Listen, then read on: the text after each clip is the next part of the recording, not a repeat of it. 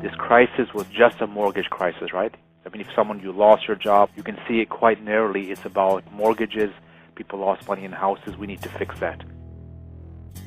At another level, it's more than just a mortgage crisis because the entire banking system was impacted. So in that sense, how do we change the banking system?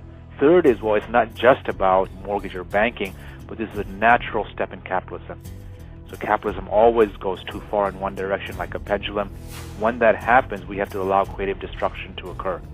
Now, this leads to who are the most efficient.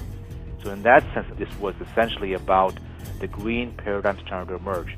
So the image of the future, greener, more global, perhaps even more spiritual, was ahead of reality. And now the companies that weren't green, that weren't efficient, they were being punished.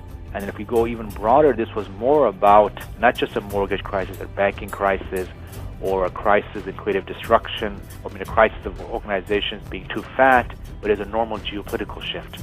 So the rise of China, India, or Chindia. My sense is all these are at some level true. Stories can tell me, they can illuminate what's the possible future, but they can also help interact and find leverage points of transformation. So how is it that I organize my mind? Do I have a Western Freudian view where there's ego, superego, id? Do I have a Maslow worldview where there's many levels of self-actualization? Or is it more kind of the Indian worldview where there's many layers of mind, each one becoming broader, almost leading to a universal mind? So as you're engaged in mapping the future, your own subjectivity, your process of understanding your inner stories keeps on changing the map.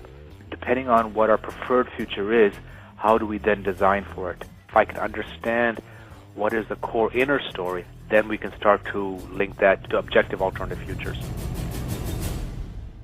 Let's see this really very much in the notion of that the end of the industrial era. This is one of those crises that keeps on pointing to the era we've had for a few hundred years is no longer working. We need to help create this new grand transition.